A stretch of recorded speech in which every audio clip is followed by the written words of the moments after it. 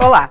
Começa agora o programa Diálogos Acadêmicos e Profissionais, construído na inter-relação, comunicação e educação da área de educação da pós-graduação da FAI. Semanalmente trazemos temas atuais, inseridos, contextualizados em 4 grandes áreas do conhecimento: educação, tecnologia e engenharia, direito e também a área de negócios. O tema de hoje está inserido na grande área de direito e vamos colocar então para o nosso público o que vem a ser as propostas de emendas à Constituição e vamos aprofundar na PEC 37 que está tão em voga nas mídias atualmente. Para tanto, convidamos professores da academia, da pós-graduação e também da graduação da FAI para que discutam conosco os aspectos favoráveis e desfavoráveis à população sobre a PEC 37. Acompanhe conosco, já voltamos.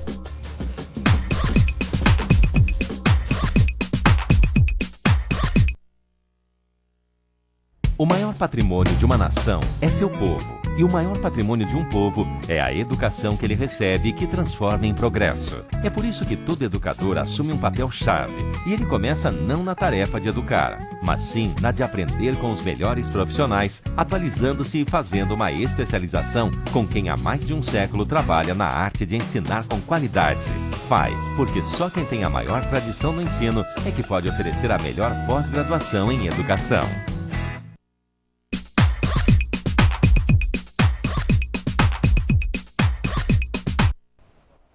Começando então o primeiro bloco do programa Diálogos Acadêmicos e Profissionais de hoje, na grande área de direito, e o tema que vamos abordar: propostas de emendas à Constituição e à PEC 37. Então vamos à apresentação dos nossos convidados. Eu tenho aqui à minha frente o professor Eduardo Sanz, professor doutor Eduardo Sanz, que é mestre em Ciências Jurídico-Criminais na Universidade de Coimbra, especialista em Direito Penal Empresarial, graduado em Direito, advogado e professor na graduação e na pós-graduação. Muito bem-vindo, retornando, aliás, ao programa Diálogos Acadêmicos e Profissionais. Muito obrigado. Ao lado do Eduardo Sanz, nós temos a professora também, advogada Marion Bá, que é mestre em Direito, especialista em Direito Criminal, graduada em Direito, advogada e professora na pós e na graduação. Muito bem-vinda ao programa, Marion. Obrigada. Bem, na realidade, o tema de hoje, né, o tema inserido na grande área de Direito, na grande área de Conhecimento, foi uma sugestão da Aline, a Aline Pessoa, que é a coordenadora da pós-graduação em Direito na FAI. E ela esteve conversando conosco, então, ao longo das 2 últimas semanas, para que nos possibilitasse, que nos favorecesse esse diálogo, porque os professores da pós-graduação e da graduação da FAI, além de atuarem na FAI, também atuam como advogados. Então, aqui, neste momento, nós já conseguimos fazer o diálogo que nós pretendemos nesse espaço de diálogo social, ou seja, fazer o diálogo entre a academia e o meio profissional. Bem, nós vamos hoje então levantar a questão da PEC 37, mas antes de nós entrarmos diretamente na PEC 37, nós gostaríamos de contextualizar então para o nosso público o que vem a ser essas PECs, as propostas de emendas à Constituição, né?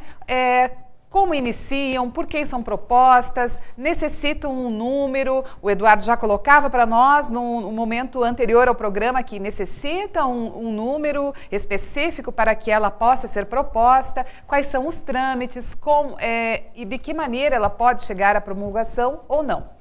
Vamos então fazer essa contextualização? Eduardo, por favor. Então, as propostas de emendas constitucionais, elas têm uma função de atualização da Constituição, né? O texto constitucional ele é de 1988, então passam-se mais de 20 anos que nós temos a Constituição e a intenção é que ela persista durante muitos anos, né? Que ela fique aí regulando a nossa vida a partir de vários anos da sociedade brasileira. Então, a intenção das PECs é manter a Constituição sempre atual. Então, uma proposta de emenda constitucional, ela visa alterar a Constituição naquilo que se mostra necessária para a sociedade brasileira dentro de um contexto histórico, social, político, econômico, né? As propostas de emendas constitucionais, elas só não podem revisar os direitos fundamentais, né? Aqueles direitos fundamentais do cidadão brasileiro, né? E que dizem respeito aos direitos humanos, né? Então, isso a emenda constitucional não pode fazer, né? A proposta de emenda constitucional. Para a propositura da emenda constitucional, ela só pode ser feita ou pela Presidente da República, no caso a Dilma, né? E aí ela pode fazer individualmente essa proposta, ou então pela Câmara de Deputados ou pelo Senado. Nessas duas hipóteses, você tem que ter a assinatura de pelo menos 1/3 das casas, das duas casas. Certo. Se as duas casas fizerem a proposição em conjunto, aí tem que ter mais da metade, né, das casas concordando com a proposição. Né? E aí depois, a partir disso, ela tem uma tramitação interna. Né? Nessa tramitação interna, primeiramente, a proposta ela se submete à Comissão de Constituição e Justiça, né? Vai ter um relator, a comissão ela pode aprovar ou não a proposta, a continuidade da proposta, né? Existe a votação da comissão pela continuidade da proposta. Se a comissão quiser alterar e emendar a proposta, isso tem que também contar com a maioria de 1/3 da casa, né, da comissão, e aí depois isso é votado na casa proponente. Né? No caso, se for os deputados, pela Câmara dos Deputados, tem que ser aprovado por 2/5, e aí vai para outra casa, que é o Senado. Né? Ou se for pelo Senado, vai para a Câmara de Deputados. Porque toda proposta de emenda constitucional tem que ser aprovada 2 vezes pelas duas casas. Né? E aí ela segue o mesmo trâmite no Senado. Só que qualquer emenda que é feita por uma das casas, automaticamente essa proposta ela tem que ser votada de novo na outra casa. Porque 2 vezes, né? 2 vezes. Não uma só, daí com essa nova emenda, mais 2 vezes. Porque o texto original da emenda, ela tem que ter sido aprovada 2 vezes pelas duas casas. Sim. Então, por exemplo, se a Câmara de Deputados aprova a PEC, vai para o Senado faz uma emenda, isso tem que voltar para a Câmara de Deputados para ser votado de novo com aquela emenda. Né? Sim. A diferença de uma emenda constitucional em relação a uma norma, uma lei, por exemplo, é que a lei, ao final dessas votações, ela deve se submeter à ratificação do Presidente da República. Né? A emenda constitucional não, porque o poder designado para fazer ou para alterar a Constituição é o Poder Legislativo. Então não se submete a uma ratificação do Presidente da República a proposta de emenda constitucional. Agora, Eduardo, quantas vezes, então, esse trâmite entre a Câmara e o Senado pode acontecer? O Senado alterou, volta para a Câmara que vai ter que aprovar mais 2 vezes. E isso fica um bate-volta durante quanto tempo? Pode acontecer que sim, pode acontecer que não, porque o texto original, o texto que vai ser incorporado à Constituição, tem que ser aprovado 2 vezes por cada casa. Então ela tem que ser aprovada... Por tempo indeterminado? Não, ela tem os prazos regimentais, né? Então, por exemplo, assim, se a proposta for aprovada pela Câmara de Deputados, ela vai para o Senado. Né? E isso acontece também na Câmara logo depois que vem da Comissão de Constituição e Justiça. Nas 5 sessões subsequentes, você coloca a proposta em discussão. E aí começam os debates. Né? Então, você tem 5 sessões para fazer esse debate. Tá? Quando ela é aprovada, ela vai para outra casa, é a mesma coisa. 5 sessões subsequentes, ela passa por debates. Quando ela volta de novo para outra casa, aí você tem 3 sessões. Só que essas três sessões de debates, elas não são subsequentes. Então, por exemplo, pode ocorrer hoje, pode acontecer daqui 5 meses a outra, pode acontecer... Né? Então, era com relação a esse tempo que eu fiz a pergunta. Exatamente. Então, existe essa necessidade do debate, e às vezes até a necessidade de que uma proposta de emenda constitucional não tenha um trâmite célere, justamente porque como é uma emenda constitucional, ou seja, ela vai incorporar o texto constitucional, e a partir do momento que se incorpora o texto constitucional, parte do pressuposto de que você não possa modificar isso de uma forma tão rápida, porque é necessária uma estabilidade, a proposta ela deve ser discutida de uma forma muito grande, muito vultuosa com a sociedade sociedade civil, com as instituições, que é o que está ocorrendo, de certa forma, com a PEC 37. Essa demora não é negativa, né? Essa demora nesse aspecto não é negativa. Certo. Então, mas em alguns momentos, algumas PECs, algumas emendas acabam tendo... a incorporação e mobilizam a sociedade como um todo. E a sociedade também fazendo pressão, pode ser que sejam colocadas em votação num tempo menor. Dependendo da mobilização da sociedade, pressão da sociedade, isso também acontece. Eu diria que chama mais atenção para essa PEC, né? E aí fomenta a discussão, nesse sentido sim. Mas ao mesmo tempo em que você aumenta a discussão, isso pode ao mesmo tempo aumentar a demora, não necessariamente diminuí-la. Né? Nesse caso, por exemplo, agora, por conta dessa discussão, está inclusive na Câmara agora essa PEC especial, a 37, e aí tem uma comissão entre delegados, entre o Ministério Público, o governo, tentando chegar num acordo, né? Então, às vezes, essa discussão, inclusive, pode fazer aumentar essa demora, mas não vejo isso como uma coisa ruim. Nesse ponto, acho positivo, inclusive, que se discuta. E essa demora. E tem que se levar em consideração também que nós estamos tratando aqui de uma proposta de emenda constitucional que diz respeito a um caráter de poder do Estado enquanto investigação e também entre 2 instituições de segurança pública, que é o Ministério Público e a Polícia. Por outro lado, existem propostas de emenda constitucional que não dizem respeito a aspectos tão políticos assim, de ordem de segurança.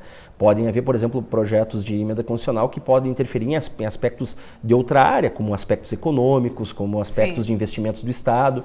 E aí é claro que, dependendo das necessidades, das demandas, as bases políticas, elas podem se organizar de modo a dar uma tramitação mais célere ou menos célere à PEC. Sim. Então isso vai depender muito do interesse, da questão política que está envolvida, né? Então é muito relativo, você não tem um prazo objetivo, você tem os prazos regimentais do Congresso, né, que devem ser respeitados, mas esses prazos também eles podem ser alongados conforme o debate que é fomentado, né? Principalmente na sociedade, né? E principalmente em algumas situações que estão acontecendo naquele momento. Proximidade com eleições, proximidade, então, com a definição de alguma coisa importante que vai mexer com toda a vida do país. Isso também acontece, não é? Sem dúvida nenhuma.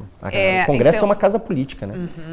Lá estão os nossos representantes. Então, lá existe todo tipo de articulação política, desde o uso desses aspectos políticos para interesses de ordem partidária, de ordem de poder, até questões políticas que fogem a essa esfera e que estão mais dentro de outros aspectos que são importantes à sociedade, né?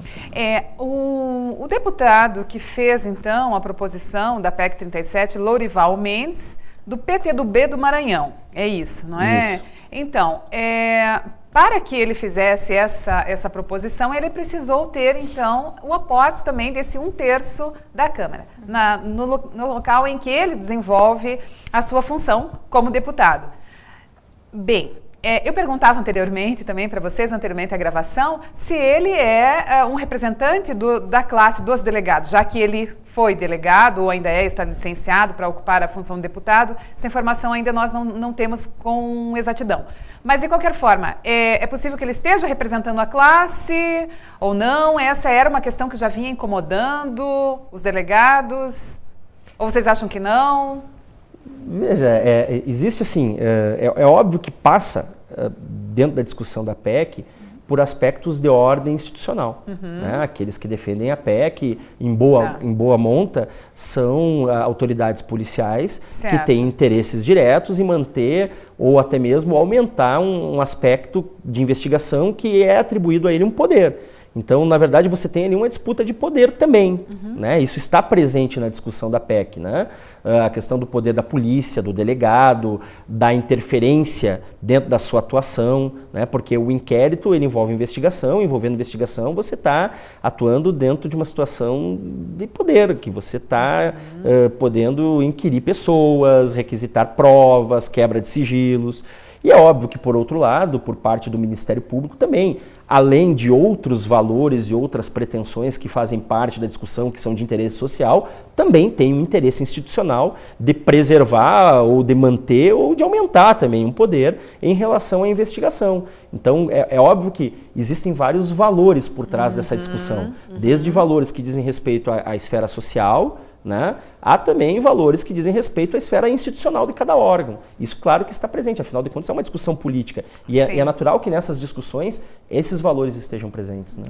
Marion, como você vê essa questão? E principalmente porque, quando pensamos em deputado, pensamos também que ele está representando uma classe. Né? Ele é representante, foi eleito para representar uma determinada classe. A quem ele representa? Bem, se ele estava como delegado, ou se é delegado licenciado, obviamente que ele representa essa classe. Então, esse movimento, vocês acreditam que já veio sendo gestado, desenvolvido, com relação a também essas questões que o Eduardo levanta? No caso desse deputado específico, ele é delegado, mas ele não está... Eu não vejo que ele esteja dizendo em nome dos delegados, no momento ele está atuando, né, como deputado federal. Claro que ele tem um interesse por trás, provavelmente por ser delegado. Não é só coincidência o fato de que os delegados estão apoiando a PEC. Claro, tem essa disputa de poder. Também não é à toa que tem outras discussões ao mesmo tempo acontecendo, inclusive, por exemplo, sobre equiparação salarial, a respeito de salário, enfim. Sim. Então, tudo isso está sendo discutido ao mesmo tempo, justamente por conta dessa posição, de que os delegados eles estão com um certo receio de perder uma função própria deles, né? Uma questão de importância, uma questão de espaço da própria polícia. Então, tem diretamente essa questão relacionada, sim. Agora, é importante dizer também que a proposta ela é assinada por 1/3 dos componentes da casa. Então, assim, se é verdade que o propositor da proposta é um delegado, também é verdade que 1/3 da Câmara dos Deputados foi a favor da proposta. Então, assim, o que eu queria tomar cuidado, porque é óbvio que como a casa, né, o Congresso, estão lá os representantes do povo, então é óbvio que lá estão os representantes de várias classes sociais, assim como tem representantes do Ministério Público lá também, tem representantes de vários movimentos, como os evangélicos, os movimentos homossexuais, quer dizer, é natural, esses conflitos são naturais e a gente não pode entender que isso é algo negativo, então é importante dizer isso também. Eu acredito, sinceramente, que está presente interesses de classe nessa proposta? Estão, mas a proposta também ela deriva de uma série de conflitos que já estão existindo no judiciário quanto ao poder de investigação ou não do Ministério Público. Isso, então agora nós chegamos à questão do Ministério Público. Então, ainda no finalzinho desse bloco, eu quero perguntar o seguinte para vocês. Qual é então a função do Ministério Público?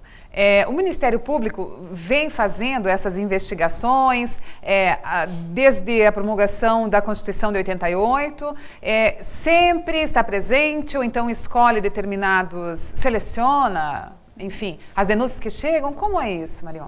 Me parece que o Ministério Público não tem determinado expressamente isso na Constituição, olha, pode realizar a investigação ou não pode, até por isso a origem de toda essa discussão, né? A Constituição ela atribui diretamente um poder de investigação para a polícia, né, a polícia judiciária, enfim, para a polícia, e em relação ao Ministério Público, o que ela atribui é a competência, por exemplo, para ação civil, para, enfim, inquérito civil, ação civil pública, e também ele é o detentor de todas as ações penais públicas, ou seja, é o titular de uma ação penal pública, né, que é a regra, né, 95% dos crimes, eles são tutelados através de uma ação penal pública, o Ministério Público ele é o titular.